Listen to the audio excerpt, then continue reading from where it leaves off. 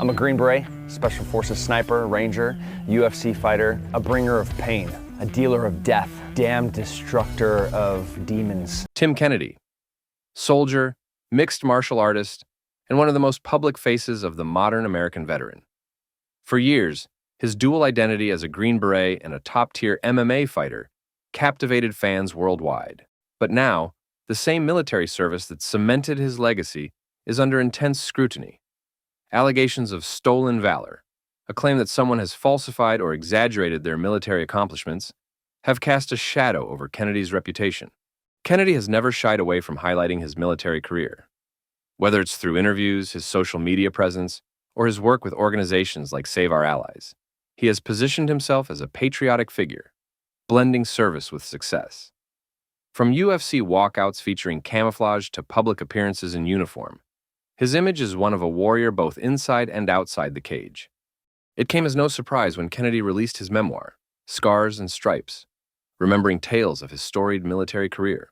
However, upon scrutiny from his fellow military veterans, several of his claims simply do not hold water. At the heart of these allegations is the concept of stolen valor, a deeply sensitive topic among military circles. Kennedy, a man long regarded as a hero, is now navigating the delicate and often brutal court of public opinion.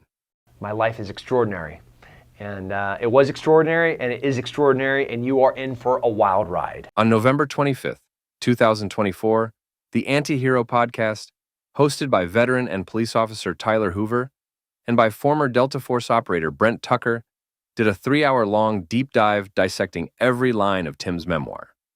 Both have military contacts and have fact-checked most of Tim's stories in the book with his own military teammates and superiors. Tim's versions of the stories do not match with other witnesses and, for the most part, seem wildly exaggerated and sometimes fabricated. I'll link the full episode in the description, and I'll highlight some short clips from the podcast right now. I'll be paraphrasing some of the stuff because the stories are usually very long and detailed. Before even opening the front cover, the host begins by showing that the name of Tim's book is stolen from a Vietnam POW's book from 1975. I have a problem with the front of the book. What's the name of the book? This book is titled Scars and Stripes. Show it to him. If you didn't know, there it is, Scars and Stripes. Let me show you another book called Scars and Stripes. Are you kidding me? Your copy is different than mine. The true story of one man's courage in facing death as a Vietnam POW. Are you kidding me? Tim, you stole the doing? book.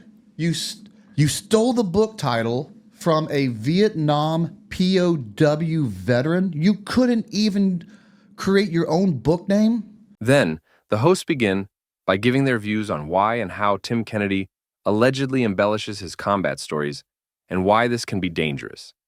Jocko did a podcast with Tim Kennedy and read the book, kind of like we're going to, but he knows better. He was a Navy SEAL. He had to read this book and go, this can't be true. But they're in that bro-vet circle where they just lift each other up. He absolutely knew better, but for clicks and joined fame, because he's gonna attach his name to Tim, and Tim's gonna do the same thing to Jocko, and they're gonna continue to use each other for money and fame. That's what I think it's about. You're stealing other people's stories. You're telling stories that that aren't true for money and fame. One, you read this book and you think this is how Green Berets act on the battlefield. And one day you hope to be a Green Beret. You become a Green Beret and you emulate things you read. Let me tell you, if you run around the battlefield the way Tim Kennedy says he did, which he didn't, you're going to get killed. So it's a horrible outline for how special operations work on the battlefield, because it's a lie. The other problem that it does is it basically like supersizes these combat stories to such a degree it overshadows real combat stories. And so when you hear a real combat story, you're like, that was kind of a cool story, but I don't know. Did you read what happened to Tim? That's a crazy story. Yeah. After those introductions, we move to the first story, a resupply mission to a military base in Afghanistan. Supposedly, the base's perimeter had been breached, and soldiers began hand-to-hand combat against Iranian freedom fighters. Involving a U.S. Special Forces Unit ODA 7182 and a Czech Special Forces Company, in addition to Afghan troops. I couldn't have asked for a more badass group. Our mission was to resupply FOB Anaconda. Now I appreciate a resupply mission. Doesn't sound too cool or dangerous, but it's sit back so I can paint this picture for you. FOB Anaconda is located in the heart of Uruzgan province. I can't read. The most Taliban-centric province in Afghanistan. To add some fleck of gold paint to that picture, it is being supported by Iranian freedom fighters. The base wasn't even safe in the way we typically think about army bases. The Taliban had tried to overrun the FOB 3 times in the past year and had actually breached the wire, resulting in Green Berets being engaged in hand-to-hand combat in their own base. We just started the chapter. He's going to talk about Iranians over and over again. Everyone I talked to, that was one thing that jumped out at me. That's a big deal to have Iranian forces up against you. Apparently, he's the only one that knew there were Iranians there because the ground force commander didn't know there were Iranians there. The senior guys on the team didn't know there were Iranians there. These are guys that you talk to. Yes, these are guys I absolutely talk to. Every time I talk to them about Iranians, they're like, "What? No, I don't. What's he talking about? There's no, there was no Iranian presence or Iranians that we knew we were fighting." But this is the beginning of him taking a resupply mission and making it the Jason Bourne of resupply missions. It's a fun resupply mission to read. That's not all I got. He said that the base got overrun twice with hand-to-hand fighting on the wire. Would you have heard about that? I absolutely would have heard about that. But because I don't feel like I know everything, I go down and I try to make sure that everything is true. So all the guys that I talked to that were actually based in Anaconda, either at this time or after this, that was news to everyone. And let's talk about it. So let me tell you about the Battle of Firebase Anaconda, since either Tim doesn't know about it, but I doubt that. He just chooses to make something way bigger than it really is to lawyer into the dangers of his life and this book and the things he's done. He says Green Berets were in the wire, not twice, that they had broken the defenses. They're in the wire, hand-to-hand combat. I saw, when he does his podcast, we're just doing the books, but he starts getting into great detail. Like they're hand-to-hand fighting, and Green Berets are like picking up bricks off the ground and smashing Taliban on the head, for survival. Would have been a cool story if it was true, but unfortunately, Tim, you have to tell the truth. The Battle of Firebase Anaconda was a military engagement that took place on August 8th, 2007 during the war in Afghanistan. A group of roughly 75 Afghan militants mounted a rare frontal assault on United States firebase, but was repulsed with approximately 20 fatalities. No Americans were killed. The attack was rare. Instead of using asymmetric warfare tactics and mortars and quickly retreating, the Taliban forces staged a direct assault on the U.S.-led forces attack. The attacking force never passed the entry control point and failed to penetrate the base's defenses. So the truth is, they weren't in the wire. They weren't in the wire. Stop telling lies. Just just like everything else in Tim's life, the truth was good enough. The Battle of Anaconda was 75 militants trying to overrun you. Trying to and not doing it was good enough. But instead, when you tell this lie, you basically said that the Taliban was good enough to penetrate our defenses, and we weren't prepared or we weren't good enough to stop them. All those soldiers there that defended that base and with heroism and bravery. That's right. That's not good enough for Tim. That's right. No, they failed to keep them out of the wire. Later on, we hear about the Rambo-style soldier that is Tim Kennedy, but he fails to mention his own shortcomings from early as his training days. So there we were, an A-team and me with RGs and up-armored Humvees, the Czechs in the unarmored gun trucks, the Afghans in up-armored Humvees, and 80 jingle trucks full of a year's worth of supplies. Getting ready to go at 0 dark 30 with a bunch of drivers we didn't trust into an area we were moving to certain contact at a massive disadvantage. Oddly, I didn't even consider we wouldn't dominate the situation, whatever it turned out to be. I was the guy that came out on top in MMA fights. I wasn't supposed to win. I passed the 18 X-ray program I wasn't supposed to pass. I made it on the SIF team no one had ever made it on without being on an A team first. I chased down Sarkawi alongside a bunch of other trigger pullers, Call of Duty style, on my first deployment, and I had just finished Ranger School as an honor graduate. When challenged to do so, I was fucking juggernaut. I was absolutely unstoppable. This was going to be just another few days of awesome for Tim Kennedy. Love the humility, Tim. But in the book, he talks about it, and he brings it up again because he always says he's the best in everything he does. He says, he was the best at sniper school. Never mentions in the book that he failed sniper school the first time. Talks about how great he is as an assaulter. Never talks about how he failed Sephardic. And here he is saying that he was the best at Ranger School. Tim, you don't think I can't call someone and find out if you were the distinguished honor grad of your class? Of course I can. And I did. You were not the distinguished honor grad of your class. In fact, your peers were so low in mountain phase, you almost got recycled over peers.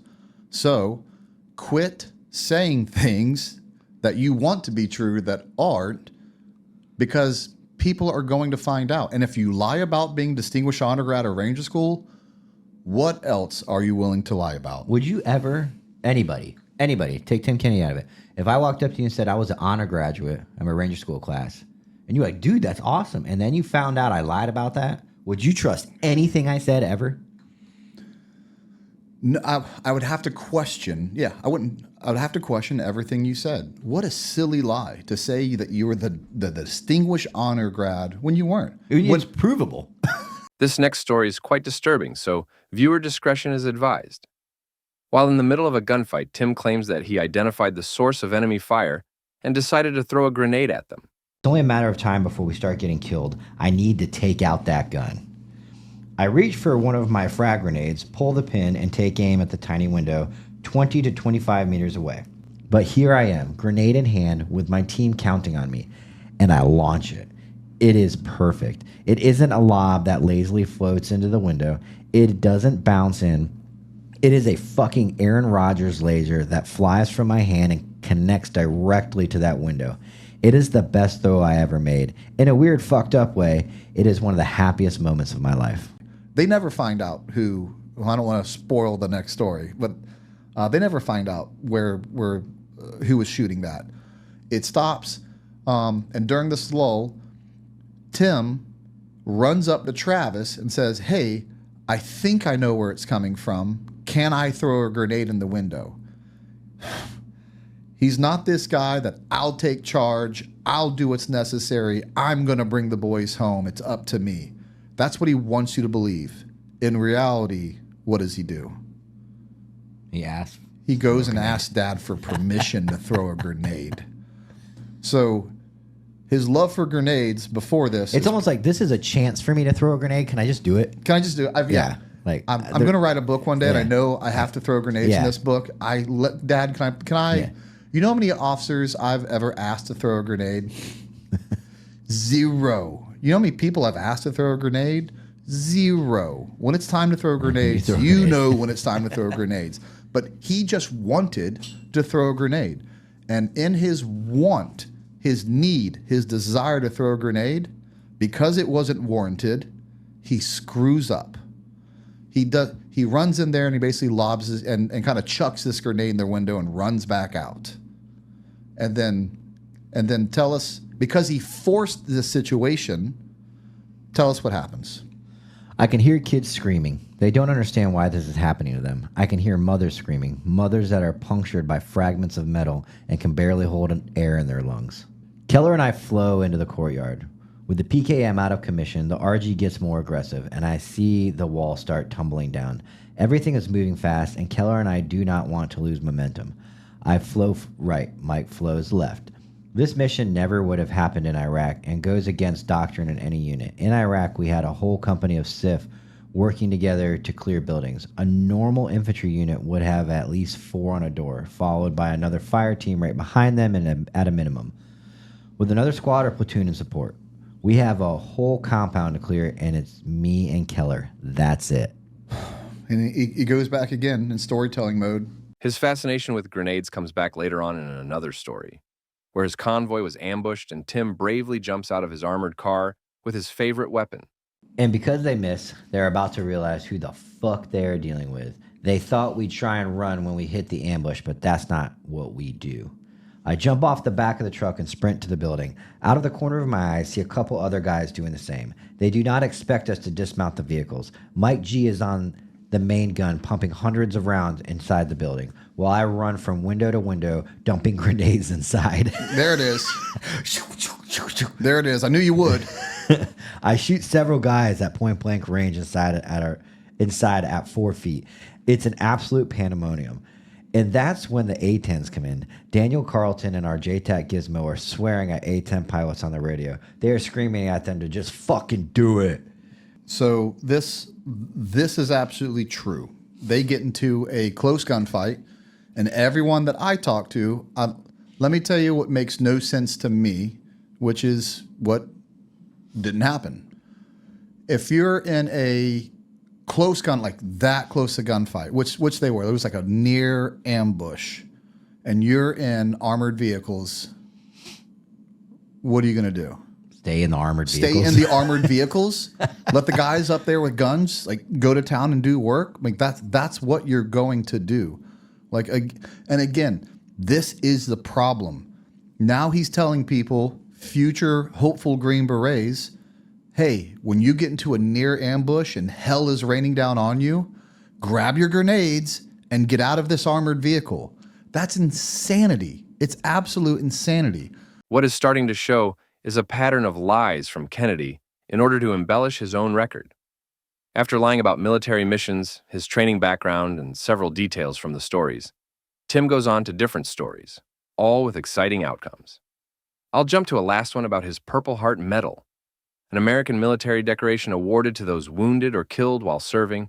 It's the oldest military award still given to U.S. military members. We jump to Valhalla VFT Podcast with 6 military veterans discussing the topic. Getting hit by an IED. Okay, so he says we were there providing some aid to a village, and we got IED'd. Pretty part as a part of an ambush. I got a little bit of shrapnel wounds, some to my face, some to my arm.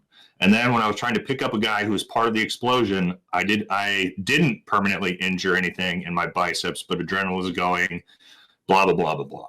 Okay, so all of us who've been downrange know if you get hit by a fucking IED and you take a bunch of fucking shrapnel wounds, you are getting a Purple Heart. There is no, oh, well, they didn't give me one because X, Y, Z reasons. No, like you have verifiable fucking injuries, including foreign metal debris in your body from an IED. That is going to be a Purple Heart. I've seen Purple Hearts given for way fucking less than that, right? So what's the actual story here? Is he claiming that like, oh, well, I got injured, but I didn't want to take the Purple Heart? I don't know what the backstory of him, does anybody know what this is? I mean, because again, this is just stolen valor again. You're just claiming that you have a fucking Purple Heart when you don't, right? So, I'll take this because this is actually clearly a separate instance than what he writes in his book. In his book, they're doing a resupply convoy when they hit an IED, and he doesn't claim to take any shrapnel from that IED. He claims to take a bunch of shrapnel from, whether it be, he doesn't go into detail about it, but it's clearly that he indicates either from RPGs, frag grenades, or enemy fire from a near ambush they were in Afghanistan. So it actually gets worse. There's 2 different instances that he claims to take shrapnel and has 0 Purple Hearts. So maybe you get out of one, and you just talked about that. You don't get out of one, but you sure as heck don't get out of 2. And again, we have you DD 214. You don't have a Purple Heart, and as a Purple Heart recipient and anyone else who's been injured in combat, that is an absolute slap in the face of the guys who put it all on the line with blood, sweat, and tears and sacrificed their bodies for real for this country. And for this guy to just say, I want to be a part of that, even though it didn't happen, but because I want to be a part of that so bad, I'll just make it up. So I'm now a part of that. There's much more in his book that the Antihero Podcast debunked or fact-checked. There are tales of Green Berets burned alive, military bases being overrun, hip-firing his sniper rifle in an ambush, Humvees flipped over one another, with not one of his contacted teammates able to verify his stories. Tim Kennedy posted a response to all this backlash on his YouTube channel, but didn't address any specific allegations, instead choosing on a top-down view of the situation. I'm not a hero. I am not perfect. I'm absolutely a failure in more ways than I can count. But I'm trying to help people, and I'm never going to use my platform to attack people. I'm never going to use this platform to disparage another combat veteran. I'm going to keep doing the best I can with the resources I have to help as many people as I can, but I'm not just going to sit here and let people tell lies and take things out of context and paraphrase things that weren't how I meant them or what I said. I'm not going to attack anybody. I'm not going to lash out. I had a ton of people reach out with dirt, right, about the podcasters. And I'm not going to air in it, and I don't need any of it, so stop sending it to me. I realize that there's a lot. It doesn't matter. That's not what we're going to do. We're going to continue to try to help each other. We're going to try to continue to make America healthy and try to make this to continue to be the greatest country that's ever existed. And I want everybody to stay safe, and I want everybody to stay free. But the controversy may be far from over. The podcast revealed that more veterans with first-hand knowledge of the events described in Kennedy's book have come forward. These witnesses, including former teammates and instructors, are prepared to publicly dispute Kennedy's accounts in future episodes. We'll wait and see. We're living in a time where, everything's curated, everything's editorialized. You can paint yourself in any light that you want people to see you, and that's just not how real people are. So I thought that this book right now is more relevant than any book maybe ever, because this book really shows every single struggle that we've ever had, every struggle that I've ever had, and why it's so relatable to everybody.